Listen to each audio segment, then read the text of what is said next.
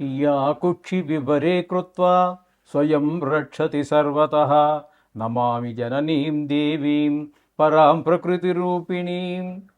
మాతృదేవో భవ, పితృదేవో భవ. ఇప్పుడు మనము ఫిబ్రవరి నెల 16వ తారీఖు నుంచి 28వ తారీఖు వరకు 2026వ సంవత్సరం గోచార ఫలితాలు, పక్ష ఫలితాలు. ఫిబ్రవరి నెల 2026 సంవత్సరంలో 16వ తారీఖు నుంచి 28వ తారీఖు వరకు గోచార ఫలితాలు ఏ విధంగా ఉన్నాయో సశాస్త్రీయమైన పద్ధతిలో మనం తెలుసుకునేటటువంటి ప్రయత్నం చేద్దాం. ఇక్కడ కర్కాటక రాశి వారికి ద్వితీయ స్థానంలో కేతుగ్రహ సంచారం జరుగుతోంది. ఇది శుభ పరిణామములు కలుగజేయదు. ధనానికి ఇబ్బంది ఉంటుంది, మాటలో కొంచెం కఠినత్వం ఉంటుంది. అలాగే నేత్ర సంబంధమైన వ్యాధులు ఉన్నవారికి కొంచెం ప్రకోపించేటటువంటి అంటే ఎక్కువ అయ్యేటటువంటి అవకాశం కూడా ఉన్నది. అలాగే కుటుంబంలో కూడా ఆహ్లాదకరమైన పరిస్థితి గోచరించటం లేదు కేతుగ్రహ సంచారం ద్వితీయ స్థానం వలన. ఇకపోయినట్టయితే సప్తమ స్థానంలో కుజుడు ఒక 8 రోజులు, తదుపరి అష్టమ స్థానంలో ఒక 5 రోజులు సంచారం చేస్తున్నారు. ఈ కుజుని యొక్క సంచారం ఈ 7వ స్థానంలో కానీ 8వ స్థానంలో కానీ శుభ ఫలితములు ఇవ్వజాలదు. 7వ స్థానంలో ఉన్నప్పుడు భార్యాభర్తల మధ్యన, భాగస్వామ్యంలో వ్యాపారం చేసుకునే వారి మధ్యన ఇబ్బందులు, అభిప్రాయ భేదాలు ఉంటే 8వ స్థానంలోకి వచ్చిన తర్వాత మాత్రం కొంచెం చెడు వార్తలు, ఎవరికో బాగలేదని మన మిత్రులకో మరొకరికో అనేటువంటి దుర్వార్తలు వినటము, కొన్ని సందర్భాల్లో అవమానాలు, కొన్ని సందర్భాలలో మనకి కలహాలు రావటము, ఇట్లాంటివన్నీ కూడా పరాభవం జరగటం, ఇలాంటివన్నీ జరిగే అవకాశం మనకి ఈ అష్టమ స్థానంలో కుజుని యొక్క సంచారం 5 రోజులు కూడా ఆ విధంగా ఫలితాలు ఇస్తూ ఉన్నాడు. అలాగే రవి యొక్క సంచారం ఇక్కడ మీకు అష్టమ స్థానంలో 5 గ్రహముల యొక్క సంచారం జరుగుతోందండి. ఈ అష్టమ స్థానంలో ఒక్క శుక్రుడు తప్పితే, అట్లాగే బుధుడు కూడా ఈ 2 గ్రహాలు మాత్రం అనుకూలిస్తాయి. కుజుడు అనుకూలించడం చెప్పేసుకున్నాం కదా, అలాగే రవి కూడా అట్లాగే అనుకూలించజాలడు. కానీ శుక్రుడు మాత్రం అష్టమ స్థానంలో ఉన్నప్పుడు మనకి కొన్ని మంచి జరిగేటటువంటి ఫలితాలు ప్రయత్నం ఆయన చేస్తారు, కొన్ని ఫలితాలు కూడా మంచి ఫలితాలు ఇస్తారు. అట్లాగే అవే ఫలితాలు మనకి బుధుడు కూడా అష్టమ స్థానంలో ఉన్నప్పుడు శుభ ఫలితాలు ఇస్తున్నారు. అంటే రాహువు కూడా అక్కడే ఉన్నారు. ఈయన మరింత వీరన్నిటికంటే కూడా కొంచెం కఠినమైనటువంటి ఫలితాలని మనం కొంచెం తట్టుకోవడానికి కూడా 3 గ్రహాలు అష్టమ స్థానంలో వ్యతిరేక ఫలితాలు ఇస్తూ కారణంగా మనకి కొంచెం ఇబ్బందికరమైన పరిస్థితి ఉంటుంది. ఈ విధంగా రాహు కూడా మనకి ఇబ్బంది పెడుతూ ఉన్నారు. ఇక 9వ స్థానంలో శని యొక్క సంచారం జరుగుతోందండి. ఈ 9వ స్థానంలో భాగ్యస్థానంలో శని సంచారం మనకి తండ్రి గారి ఆరోగ్య విషయంలో కానివ్వండి, గుళ్ళు గోపురాలు తిరగటంలో కానీ, ఇంట్లో పెద్దవాళ్ళు ఎవరైనా ఉన్నట్టయితే వాళ్ళ ఆరోగ్య విషయాల్లో, ఇటువంటి వాటిల్లో మనకి చెడు ప్రభావాన్ని ఎక్కువగా చూపించేటటువంటి ఫలితం కనిపిస్తూ ఉంది ఇక్కడ. ఇకపోతే మనకి గురువు యొక్క సంచారం ఏ స్థానంలో జరుగుతోంది, అది కూడా వక్రించి మనం యథాస్థాన ఫలితాన్ని చెప్పుకుంటున్నాం. కాబట్టి 1000 స్థానంలో ఉన్నప్పుడు గురువు ధనం ఏమవుతుంది, అయితే ఆయన శుభగ్రహం కాబట్టి ఆ ఖర్చు అయినటువంటి వ్యయం ఏదైతే ఉందో అది మనకి మరొక దానికి ఉపయోగపడేటట్టుగా ఉంటుంది. అది మంచి పనులకి ఖర్చు చేయడం జరుగుతుందండి. ఒక పిల్లవాడి ఈ విద్య కోసం, లేకపోతే ఒక గృహం కొనుక్కోవటానికో, లేకపోతే స్థలం కొనుక్కోవటానికో, ఒక కారు కొనుక్కోవటానికో ఖర్చు అయినటువంటి ధనం మంచి ఫలితాన్ని ఇచ్చేటట్టుగా ఏదో ఒక ఎసెట్, ఒక ఆస్తి మనం కూడబెట్టుకోవడానికి, ఒక వస్తువు కూడబెట్టుకోవడానికి పనిచేసేటట్టుగా ఉంటుంది, మంచి ఖర్చు అవుతుంది. ఈ విధమైన ఫలితాలన్నీ కూడా మనకి ఈ వారంలో మనం చెప్పుకోవాలి. వీరికి ఇక్కడ ఏంటంటే మనకి నిజానికి 2 గ్రహాలు ఉపయోగపడుతున్నాయి. ఎవరంటే బుధుడు, శుక్రుడు 2 గ్రహాలు మాత్రమే మీకు ఇక్కడ అనుకూలత ఉన్నది. మిగతా గ్రహాలన్నీ కూడా కొంచెం ప్రతికూలంగా ఉన్నాయి. అయినా సరే 13 రోజులు ఇది కూడా గోచారము. దీని ప్రభావం ఎంత నిష్ణాతులు ఏది చెప్పినా కూడా 10 నుంచి 15 మించి వెళ్ళడానికి రాదు. కాబట్టి దీని గురించి మీరు కంగారు పడదండి. ప్రతినిత్యము కూడా మీరు ఈ నవగ్రహాలను చదువుకోండి.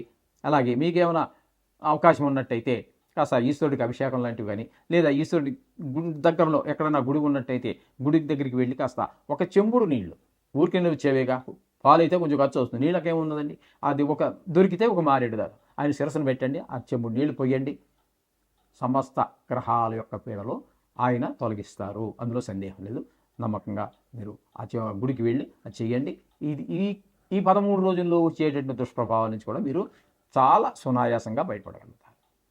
మీరు ఆ గుళ్ళకి వెళ్ళి భగవంతుడి యొక్క దర్శనం చేసుకోవడానికి కూడా ఆటంకాలు కలిగిస్తూ ఉన్నారు. అంటే కుజుడు పూర్తిగా ఈ 13 రోజులు మీకు ప్రతికూలురే. ఈ విషయాన్ని గమనించుకోవాలి. అలాగే ఈ దశమ స్థానంలో భాగ్యస్థానంలో రవి యొక్క సంచారం 13 రోజులు జరుగుతుంది. ఆయన కూడా అనుకూలమైన ఫలితములు ఇవ్వజాలడు. శుక్రుడు ఈ 13 రోజులు అలాగే మనకి ఇక్కడ భాగ్యస్థానంలో సంచారం చేస్తూ ఉన్నారు. ఇక్కడ భాగ్యస్థానంలో సంచారం చేసేటటువంటి రోజుల్లో మాత్రం శుక్రుడు మంచి ఫలితాలన్నీ ఇస్తూ ఉన్నారు. అలాగే మీ తండ్రి గారి ఆరోగ్యం బాగుండటం, గుళ్ళు గోపురాలు తిరగలగటం, అలాగే పిల్లల ప్రవర్తన కూడా బాగుండటం, భావాద్భావం తీసుకుంటే మనకు 9 భాగ్యస్థానమే వస్తూ ఉంటుంది. కాబట్టి అక్కడ శుక్రుడు యొక్క అనుకూలత వలన పిల్లలు చదువులో రాణించటం, వారికి ఏదైనా సంగీతంలో కానీ, సాహిత్యంలో కానీ, డ్రాయింగ్ ఇట్లా లలిత కళల్లో దేనిలోనైనా ప్రవేశం ఉన్నట్టయితే వారు అందులో కొంచెం రాణించడం, ఇవన్నీ కూడా మనకి కొంత ఊరటనిస్తాయి, సంతోషాన్ని కలిగిస్తూ ఉంటాయి. ఇక బుధుని కనుక మనం తీసుకున్నట్టయితే ఆయన కూడా 9వ స్థానంలో బుధుడు యోగించజాలరు. కాబట్టి ఆయన ఇక్కడ చేసేటటువంటి పని ఏంటంటే, అలాగే తండ్రి గారి ఆరోగ్యం బాగుపోవటం, ఏదో గుళ్ళి గోపురి దేవుడు దర్శనం చేసుకుని దేవుని మొక్కుకొని కాస్త మనశ్శాంతి పొందుదాము అనుకుంటే దానికి అట్లా ఆయన కూడా కొంచెం ఇబ్బంది కలిగించేటట్టు దర్శనం అవ్వదు. అలాగే గుళ్ళు గోపురాలకు వెళ్ళడం టైంకి కలిసి రాకపోవచ్చు, లేకపోతే ఆ టైంకి ఇంకా ఇంతకంటే ముఖ్యమైనటువంటి పని ఏదో వచ్చి మీద పడడం, ఇట్లాంటి చికాకుల వల్ల ఒక దర్శనం చేసుకోలేనటువంటి పరిస్థితి. అలాగే రాహు కూడా ఇక్కడ మనకి మొత్తంగా 5 గ్రహాలు మనకి 9వ స్థానంలో ఉన్నాయి. ఇందులో మనకి యోగించేటటువంటి ఏకైక గ్రహం ఏదైనా ఉందంటే ఒక శుక్రగ్రహం ఒకటే. మిగతా 4 గ్రహాలు కూడా మనకి ఇక్కడ ఈ 9వ స్థానంలో ఉన్నటువంటి యోగించటం లేదు. అలాగే రాహు వల్ల కూడా ఇవే ఫలితాలన్నీ ఇస్తూ ఉన్నారు. ఇకపోతే దశమ స్థానంలో శని సంచారం వృత్తిపరమైనటువంటి అనేక ఆటంకాన్ని కలగజేస్తూ ఉంటారు. అంటే ప్రభుత్వ ఉద్యోగం కావచ్చు, ప్రైవేట్ ఉద్యోగం కావచ్చు, వ్యాపారం కావచ్చు, ప్రతి మనిషి ఏదో ఒక వృత్తి చేస్తూనే ఉంటారు కదండి. ఆ వృత్తిలో వ్యవసాయం కావచ్చు, ఏదైనా సరే అక్కడ ఆ వృత్తిలో కొన్ని ఒక్కొక్క వృత్తిలో ఒక్కొక్క రకమైనటువంటి ఇబ్బందులు ఉంటాయి. ఆ ఇబ్బందులు తప్పకుండా కలగజేస్తూ ఉంటారు. ప్రభుత్వ ఉద్యోగులు ఉన్నాడనుకోండి, అవసరం లేని అంటే తనకి దూరమైనటువంటి ప్రదేశాలకి ట్రాన్స్ఫర్ అవ్వటము, ఇట్లాంటివన్నీ ఉండే అవకాశం ఉంటుంది. అదే ప్రైవేట్ ఉద్యోగస్తులు అనుకోండి, ఉద్యోగాలు మారవలసిన అవకాశం ఉంటుంది. ఎందుకంటే ఆయన లీవ్ పెట్టేసి ఒక 3 నెలలు 4 నెలలు లీవ్ పెట్టడానికి అవకాశం ఉండదు. ప్రభుత్వ ఉద్యోగం అయితే ఉంటుంది. కాబట్టి ఈ ప్రైవేట్లో 3 నెలలు 4 నెలలు పెడితే తీసేస్తారు. కాబట్టి ఆయన ఉద్యోగం మారేటువంటి అవకాశం కూడా అక్కడ మనకి గోచరిస్తూ ఉంది. ఈ విధమైన ఫలితాలన్నీ కూడా మనకి ఇక్కడ మనకి స్పష్టంగా గోచరిస్తున్నాయి మిథున రాశి వారికి. వీరికి అనుకూలంగా ఉన్నటువంటి గ్రహం ఏది అంటే ఒక్క కేతు గ్రహము, శుక్ర గ్రహము, 2 గ్రహాలు అనుకూలత ఉన్నదండి. మిగతా ఏ గ్రహము కూడా అనుకూలత లేదు. కాబట్టి ఈ కొంత పాక్షికంగా ఉన్నప్పటికీ కూడా మొత్తం మీద 2 గ్రహాల యొక్క అనుకూలత అయితే బాగుందండి. మిగతా గ్రహాల యొక్క అనుకూలత ఆశించదగిన రీతిలో లేదు. కాబట్టి మిగతా గ్రహాలు ప్రతికూలంగా ఉన్నా మీరేమీ కంగారు పడద్దండి. ఇది కేవలం 13 రోజులు మాత్రమే, అది కూడా గోచారం మాత్రమే. కాబట్టి మీరు ఏమీ కంగారు పడక్కర్లేదు. ఈ 13 రోజులు మీరు శుభ్రంగా నవగ్రహాలు ఎలాగ చదువుకుంటున్నారు కదా, మనం 2.5 సంవత్సరాలుగా నేను ఏకధాటిగా చెబుతూనే ఉన్నాను, నవగ్రహాలు చదువుకోండి అయ్యా, 2 నిమిషాలు సరిపోతుంది, అది మిమ్మల్ని కాపాడుతూ ఉంటుంది. మనకి ఇక్కడ రాసిన రాతను ఇంప్లిమెంట్ చేసేటటువంటి వాళ్ళు నవగ్రహాలే అని చెబుతూనే ఉన్నాను.